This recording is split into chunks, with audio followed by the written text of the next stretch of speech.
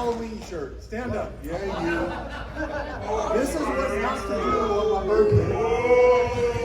Now, you've all heard me say this. I'm going to say it again. Real men, we use a machete, not an Outback steak knife. What are you talking about, man? You with him? You wearing the same shirt?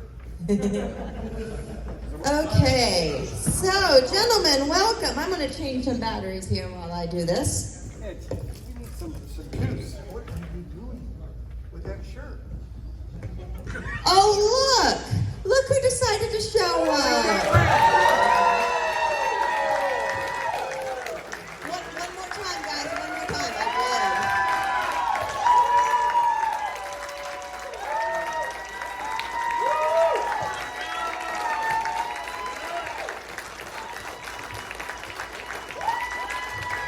That seems fake. well, you missed the real one. Who put you up to that, CJ? Thank you. Gentlemen, Did hey. you figure out how to work that thing? No. How do you It's work called the a microphone. Hello. Well, happy birthday, Jason Voorhees. It's your day today, right? It is in fact Jason's birthday, June 13th. That's right. So it's actually the day. Happy birthday, boys. Okay, so to begin this panel, I want to go back to the very beginning of your, careers. I want to know, thank you, how Kane got involved in stunts, how you guys got involved in acting. Tell me from the beginning, what's it all about? Oh, you want to start with me? Yep. Yes, we do. Working on the mic. Oh, wow. It's just all shock that this is all happening. It's the shock that the brand got where it is today. But I guess I'm in the beginning. I auditioned in New York for another part in the film, the John Fury part. Is that right? Yeah, I come I strapping don't in even there. know if I knew that. Yeah, I come in there and I'm thinking this and that, and it was Frank Mancuso and Steve Miner, and when I was really young, so you're just so excited, you're reading for anything. You don't care what it is, you know? And so, I don't know what happened. They obviously took him, and they asked me if I wanted to be Jason. I said, oh, sure, that's great. Oh, well, he's got to do a lot of stunts. That's no problem. We can handle those. I've been to Hollywood Stuntman School. I've been this, I've been that. And I don't know, then sort of it sort of happened. And then I got there, and it just got more complicated as we went. I just wanted to be a stunt guy. I loved the idea of trying to make a living doing crazy stuff that I used to do for free to entertain my friends. And I just got obsessed with the idea of being a Hollywood stuntman. And it's incredibly hard to get into, and it takes forever unless you are what they call a legacy. If you have a family member that has done stunts in the past, it's a little easier for you to get into the business. I didn't have that, so it took forever. And then, as you know, I got burned doing a fire stunt. My first year as a professional stuntman, so not a great start. And that was a long recovery. And then, as soon as I could, I went back. And I think I've talked about this some, but maybe not as much. If you ever used to remember the show Wonder Woman, the TV show with Linda Carter, that was my first job back after I got burned. I did a little stunt thing, very minor, but when you get burned after you finally get out of the hospital, you wear something called jobst, which is like a support garment that keeps the scars from getting too raised. If you wear it constantly, it keeps the scarring a little more subdued or whatever, so it's less obvious. A little more streamlined. I guess it just keeps it flat. But you can, if you ever watched that episode of Wonder Woman, it was Wonder Woman at a convention running through the convention. It was a sci-fi con, and she bumps into me, and I kind of take a little hit, very minor stunt thing, but you could see that I'm wearing that garment still, so it's interesting to look at that. I just looked at it recently. I hadn't looked at it for a long time, but as soon as I could, I got back into stunts and just was happy I was making a living doing stunts. And then John Beekler decided I should be Jason, and changed my whole career. And I wish he was still here.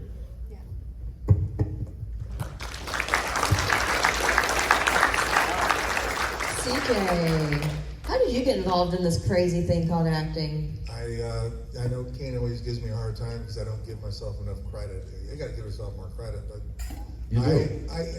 I did my job. I was fortunate enough to run a nightclub, got an opportunity to play Jason. The company called Real Effects, REEL, worked with Ted White in part 4, and they had done a stunt thing at the nightclub I worked, and they all said, well, let's put CJ in Ted White's wardrobe, similarities in structure. And when I say the rest is history, it is. They knew they were doing part 6.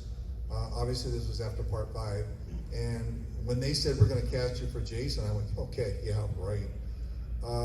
Give or take 3 months later, I did do the auditioning process. I got to meet with Frank Mancuso Jr.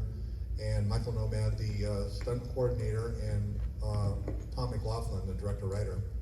I didn't get the part. It was given to another stunt man, Dan Bradley.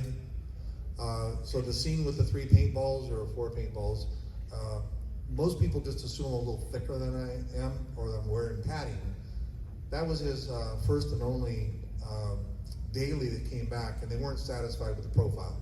Because he looked a little too heavy, right? I call him thick. Okay. Thick, yeah. I don't know the man. I would never say he's a little thicker than I. So he got booted after one daily came back. I got that phone call that I'm in now. Got fortunate because I didn't have the pleasure of going to stunt school, but it's like if I was working for Kane, I know he's going to protect my ass. I had confidence in Michael Nomad. So when we did all the stunts, I'd never done them before. He just kind of walked me through the process. And even today when people talk about the stunts, and I didn't do a full fire burn, I just did my backside, but it was interesting watching the flames come over the back and in front of your mask. But from someone that's done a lot of fire stunts, to have a guy like CJ do a fire stunt, that is very unusual and pretty impressive, because most stunt people are trained in doing fire. He had to just go by what Nomad had to say, and there was somebody else that was doing safety on it, I'm sure. I'm sure there were other folks in it, but it was Michael just, he put me in this race car driver suit, put my wardrobe on, put some gel, which I couldn't tell you what it is, and said, back up into the fire, okay?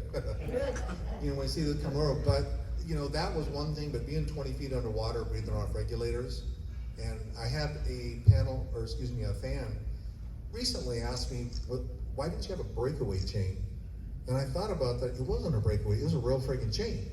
They had me on top of 2 center blocks and it was screwed tight. So I would just signal for air, and they'd come in and pull my mask up. It's nighttime. But I think I'm very proud of what we did. I'm very proud of the results. I was very honored that Kane came right after us and kept the strength. I mean, a lot of you folks, when you heard what Kane said about doing funny things and stunts when he was young, YouTube would have loved him 30 years ago. I was Jackass before they existed. Exactly, that's what I'm saying. And it's a true statement when you think about it. I mean, there's your wild right there. But I was very fortunate, and I appreciate being part of the franchise and being here. And let me just add that at the end of his movie, part 6, being underwater, when I did part 7, we had to recreate that for a brief time. So I did the exact same thing where I was tied to the bottom.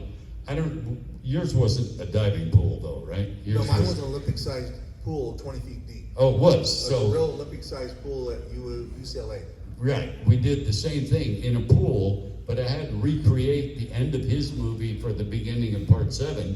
So I was cabled to the bottom of the pool for a couple hours at a time with a regulator, exactly the same thing, which is an odd thing to do because you have to breathe, and then when they roll the cameras, you give up your regulator and you're attached to the bottom of the pool with no breathing apparatus now.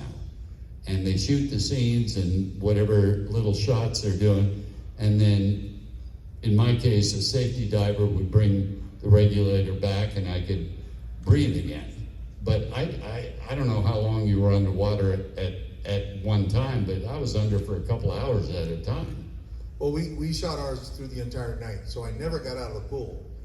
The only time I got to go up was when they bring me up and we had these little tiny monitors that I could look and see what it looked like, and the director would give me instructions. My two safety divers would take me back down to the two center blocks, and then they put the chain around me, which was like weights to keep me down. And I would just signal, like you said, for air, and again, pitch black, so they would just lift my mask and clear the regulator. I mean, you know, at that point, like you're saying, it's, you know, if you're out of air and you're signaling, you don't have a lot of time left. So if they decide to leave your ass down there, you're in trouble, because there's no way you're going to get unhooked, unscrew a chain, and Yeah, you're no way. freaking out. It's, you know, conservatively, 15 feet to the surface, you're over. And when we did ours, I don't know if it was the same with yours. We haven't really talked about this all that much, but John Beekler was the director outside the pool, would speak on a microphone, and I could hear him perfectly underwater. Oh, we didn't have that. Yeah, he would That's why I tell had to go up me, and do this with the little camera.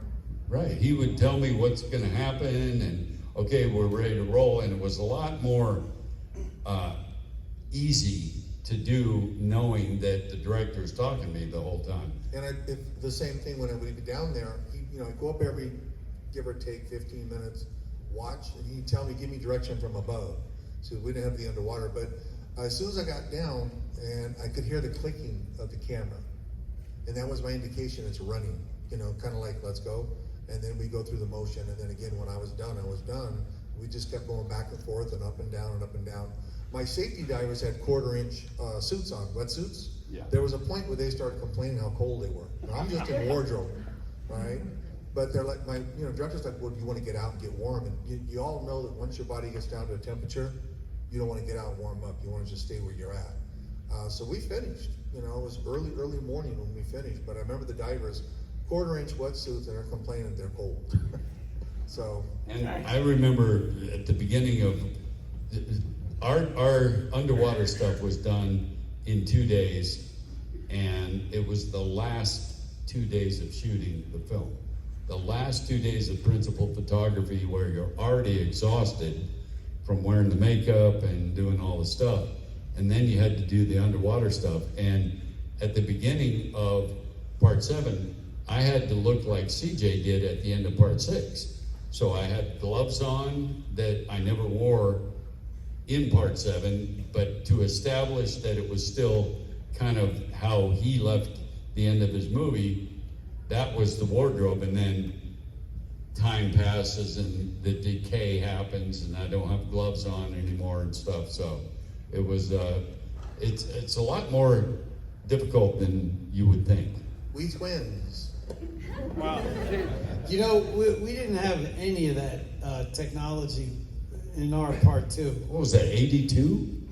I hate to date myself, but it's hard for me to even think about 82. Anyhow, but we didn't have dailies, we didn't have monitors, you didn't have anything there. They were just shooting in 35 millimeter. They might have a camera with a Polaroid around the set, and they take a couple shots, say, oh, this is what it looks like. And then, if my most notable stunt, obviously, was blasting through the window. We probably did it 15 times. And we could. Is that your phone? Warrington. Get the frig off stage. Let me have it for a second. I gotta check something on it. That's all right. Anyway, we're going back. And then you had no dailies to look at, so they wanted to make sure they did it 15 times. So they had it. And then you still never saw it. You went through a breakaway window, I assume, Yeah, right? yeah.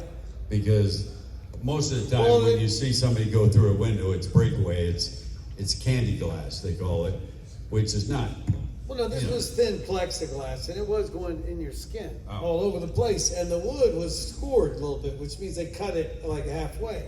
And of course, when have I dove through a window before? Never. It's not something you normally do. But you're a good enough athlete, you got to figure it out. So I remember, I took 3 steps, and then boom, like that, like jumping a horse over a fence, because you had to time it, because you only had so much space to run with, because you're outside smashing in. So you had 3 steps. 1, 2, bah! And the first time I did it, I ricocheted off because I didn't hit it hard enough. But if you've never done anything, then you don't know what to expect. And of course, I was so young. Well, how the hell am I going to tell Steve Miner? Yeah, I've been a stunt guy from Hollywood for 20 years. No, because I was You know only. that's something you don't tell the audience, that you bounced off. Right? No, We don't want to let them know that you was weak. No, that doesn't matter. You hit that window with force and just shattered. I'm happy and proud that they did a tribute to her at the Academy Awards, and that scene got an Academy Award with me as the best scene ever made in a horror film. Wow. So I'm done. That's it. No more windows. No. Thank you. Stop with the fucking clapping. Oh. Best scene ever done in a horror movie? Until 1983. No. This was 3 years I'm ago. quitting the business. You found out 3 years ago they did a tribute to 3 her. whole years ago. Wow. 3 or 4 years ago. Well, we must have missed that, bro. But I'm gonna get it for you. I'm gonna get it for you. And when you talk about breaking through what they call candy glass, it's not candy at all. It's but plexiglass. It's not plexiglass, it's breakaway glass. Okay. But if the window is too big, you cannot use candy glass or breakaway glass because it ends up having to be too thick, so it's not really adequate.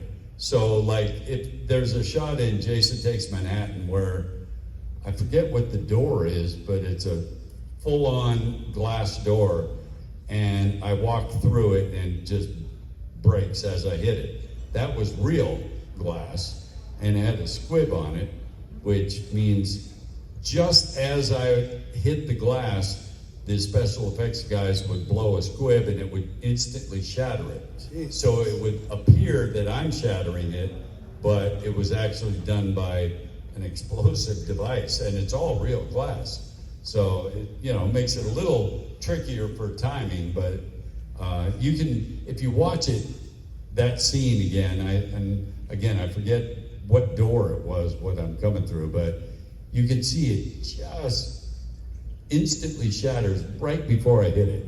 And, Glass door. Yeah. Yeah, I got that. Movie magic. Okay, before Unbelievable. we throw it to the audience, we got to do some plugs. First of all, did you guys know there is a Jason Goes to Hell documentary? It's actually getting premiered tonight in Los Angeles. The director Adam Marcus made a documentary featuring all Jason Goes to Hell people, and I can't wait to see it. It's called Hearts of Hearts of Darkness, yes, Hearts of Darkness. Secondly, we have an author here, right? We've got his brand new book today, also premiering. Bloody Social Murder in Palm Beach, a novel based on a true story. Can you talk about this? Ooh. Okay, this wasn't thought of yesterday. It's been a long time in development. My friends and supporters have been hearing about it, been supporting me through the way. Bill, Philpott, CJ. Unfortunately, my father was having lunch with his bitch of a wife, my stepmother, on Friday the 13th. Another Friday the 13th. And I don't know why, she had this sketch pedophile priest at the table. The 3 of them for lunch. Then I get the call, he had lunch and dropped dead. So then I'm the kind of guy to say, well, excuse me, what the hell was in the lunch? I get down on the scene, I'm investigating, and the worst thing in your life is to lose a parent, and I'm sure you all can understand what I was going through. Anyway, I had a big investigation as to what happened. She went, of course, to the Côte d'Azur with her new Latin lover. And then I started making my complaints known to the media. It became a national scandal that I accused my stepmother of murdering my father. So then all of these suspicions got parlayed first into a screenplay. Now we're having readings on the East Coast, on the West Coast, and I thought that we had enough power to make an indie film. Okay, great.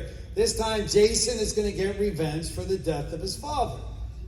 So he's going to be a sympathetic vigilante you're going to root for, that he's going to get revenge for his father.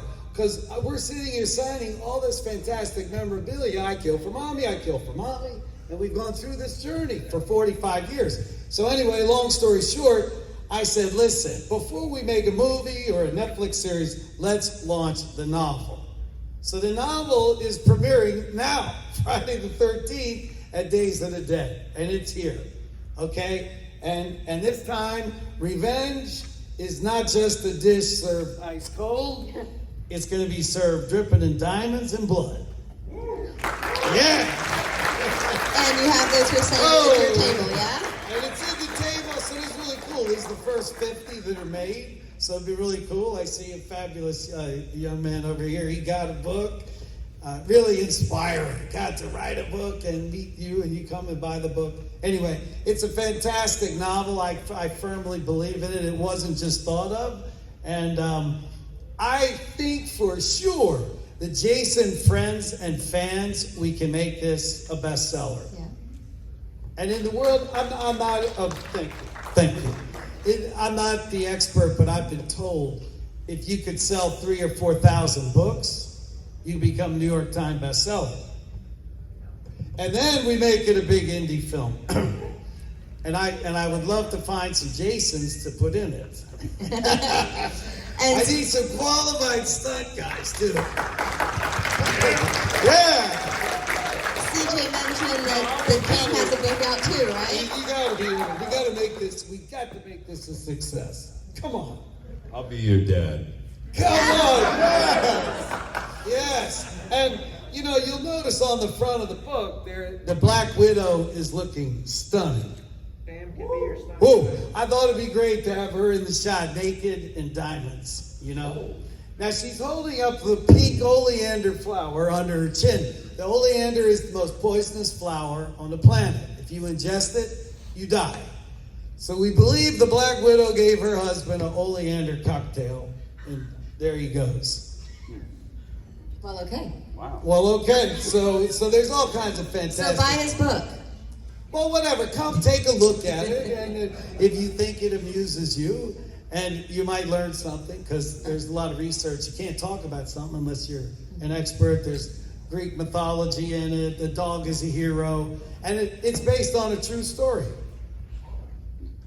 So, Guys, and we got to create. We are so blessed and lucky to be in this brand, Friday 13th. It's had legs like none other than James Bond. So my dream was to create my own brand. I've been on the coattails of another brand for a long time. And why wouldn't you do a brand, Revenge for Your Father? Why wouldn't you?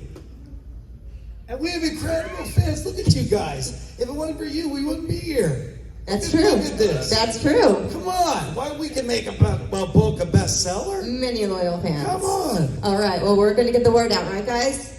Okay. So I do want to be able to get to at least one or two audience questions. Who's got them? Right there. Yes, you. Yes, you stood up. Stand up. Yeah.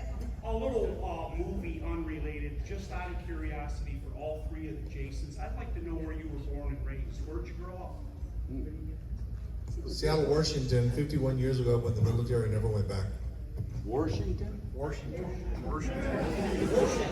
Yeah, I don't say Washington, it's Washington. Okay. Kane, I- where'd you grow up? Well, I grew up in the South Pacific, but I was born in Auburn, California. I was born in a town above Baltimore called Haverty Grace, Maryland. So I kind of was born and raised out in the quiet countryside above Baltimore. How do you say it? No, I'm Baltimore? Haverty No. Grace? Haverty Grace, Maryland? That's how you say it, huh? Haverty Grace. Washington.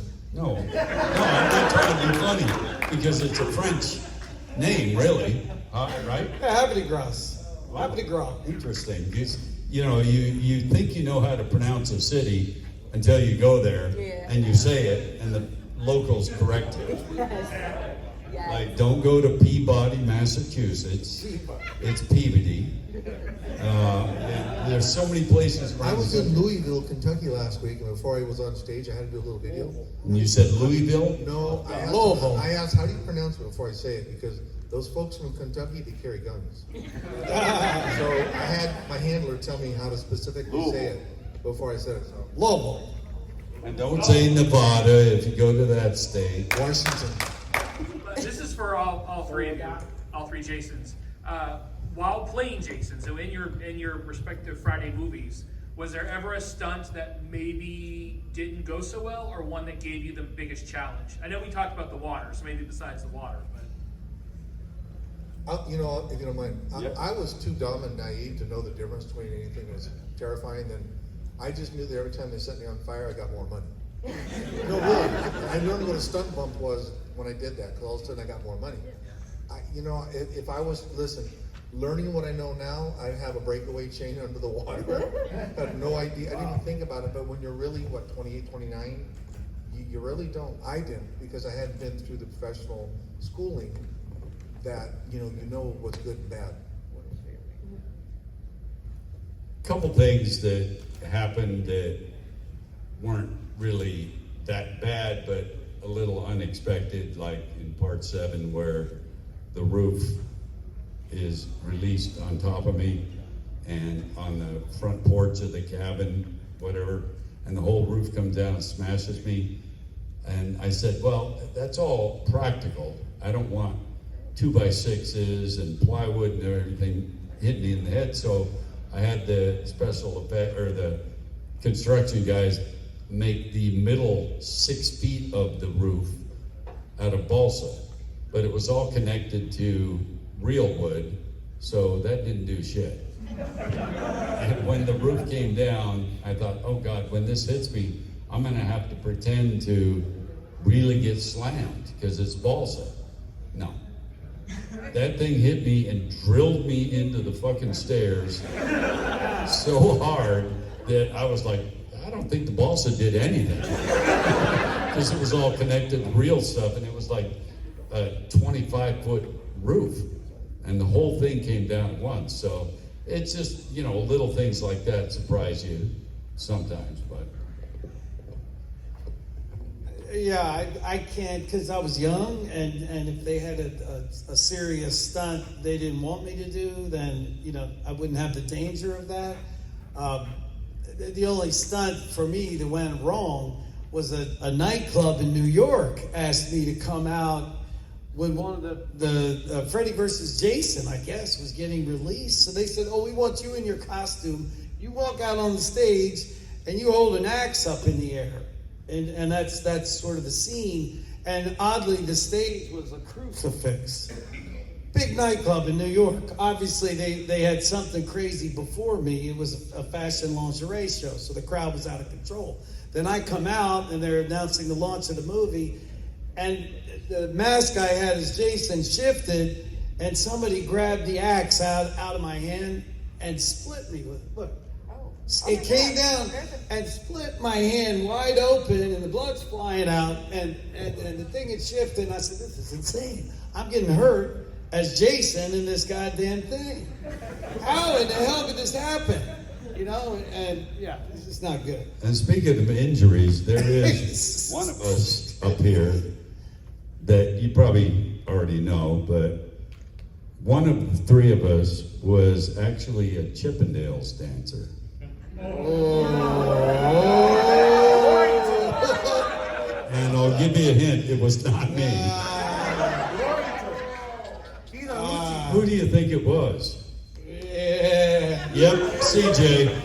Chippendales motherfucking dancer and Jason. That's amazing. Yeah. CJ, I did want to ask you, do you ever have any Chippendales photos at your table this time? So you good-looking guys are like men. Go ahead and pull up Google, put CJ Graham Chippendales, and see what pops up. We've all done it. You were wearing that slingshot outfit? Your slingshot thong? I don't know what it was. But you know what? Y'all can laugh, but this is a fact. I'm the only person in the world, male, that can actually say I was with Chippendales in '87, Culver City, and in 2006 I opened up the Playboy Club at the Palms in Las Vegas, because you were there and visited me. So I opened up the club and had Playboy bunnies working for me. So anybody else know anything about cuffs and collars? I do. Did they have a champagne room, a back room, you know? At I mean, it was a class act. I mean, it was really the bunnies. We went down to the Playboy Mansion and interviewed ladies, and then taught them how to deal craps, or excuse me, roulette and 21.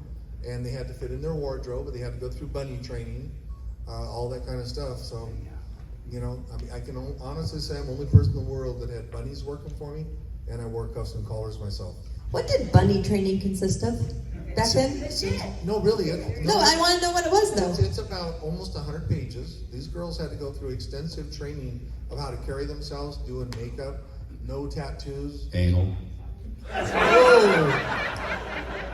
They really, it's like in the old days in the 60s, your stewardess had to go through training to be an airline stewardess. They went through a lot of it. It wasn't weight, it was weight, inches, and size. They took into consideration muscle mass. And then every 3 months, the bunny mommy from the mansion would come out, who had been with you for give or take 40, 50 years, and talk to them, inspect them, make sure they're looking properly, make sure their hair was of certain colors. Of all the give or take 30 girls that were dealers, there was different blondes, brunettes, roulette. And when somebody would leave, the next girl would have to come in a certain color. I mean, they actually picked the color of their hair. So it was extensive. Yeah. I do have some film available as to what he looked like at that time. Because when I first met him, we were invited to be on, I guess, Good Morning America. And it was up to part 6 of Friday the 13th. So they invited all of the Jasons in the morning. Who was it, Joan London? She had us all on there interviewing us. And I still have the film tape from that. So we should play it at a Days of the Dead event. We should. He had a feathered hairdo. Like the hair was, it was like, felt almost like Farrah Fawcett's hair. He was a very pretty man. He had a Farrah look, like this, coming down that long. And he had his lizard boots on, I believe. I don't do lizard boots. They were python, alligator. I want to ask you this: why does he understand so much detail about something from 45 years, 40 years ago? Because you I were just naked. wonder. Because it's you. Because it's you, and it was He's that infatuated with you. I think that I have reflection And on you it. had a banana hammock, and that was it. Banana hammock and that hair. He had Farrah Fawcett hair. My man was in a suit and tie. He had a pin behind his tie, and he was totally a stockbroker. Yeah. Yeah, I thought it'd be great if Jason went to Wall Street. That's right. I walked right down there with a meat cleaver, and I walked right in 14 walls. You know, I was there. This panel's going south real fast, right? That's all right, because we're almost done. Okay. Well, you So know, they wait, like your diversity, you know? Chippendales, to Wall Street. Wall Street, and Fire I was Emblem. on unemployment. But, yeah. Yeah. I saw you at Hef's house. What were you doing up there? Okay, so to wrap us up, I'm going to close this out with Kane, because I didn't get to him because we were talking so much about Warrington's book. But Kane, you had a book, right? Which we wanted to talk about. CJ tried to plug it. So we're doing that now. We talked about Hearts of Darkness. We talked about Bloody Social. Now let's talk about your book. What was the process of getting this book together and getting it out? You know, Mike Aloisi approached me and said, I think you have an interesting story. We should write a book about it. And I was like, oh, I really never thought about it. But when I started considering the idea, I thought, well, it is kind of a different story with the burn injury, and I had some bullying problems when I was young, and you know, and then the stunt career, and then the Jason stuff. I said, all right, all I did was tell my story, and he put it in book form, and then we did a second version. As you know, the first one was called Unmasked. The second version was 10 years later called Kill, and it had a lot more career stuff in it for those 10 years, and then certain things that were not included in the first book, like the woman that was with me when I got burned never wanted to talk about it. She finally did. And the woman whose house we went to to wait for the ambulance after I got burned, never wanted to talk about it either, and she did. So that's part of the reason we did the second version, and it's far more encompassing in my life. And you know, I'm happy I did it because a lot of people have related to a lot of stuff in it, and it's been very rewarding. All right. Everyone, buy his All right. book. Buy his book. What can we plug for you? He still has Some it. Chippendales autograph photos, sir. I'm just saying. The ladies are wanting it. Right? Who wants to see CJ naked? Come on.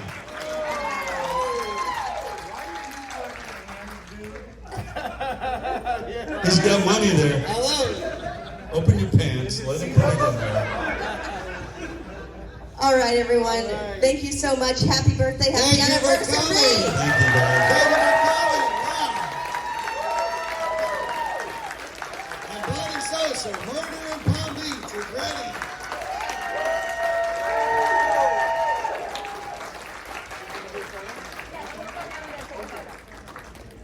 Thank you, everybody. How much is that? All right, boys, come on. Get a picture.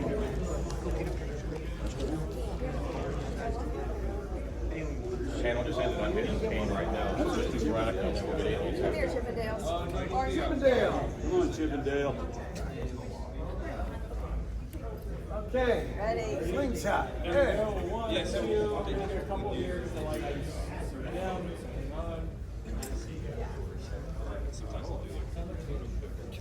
it okay? Yeah, it's just taking a long time to process. All right, good. All right. Come on with mine. I'll send you.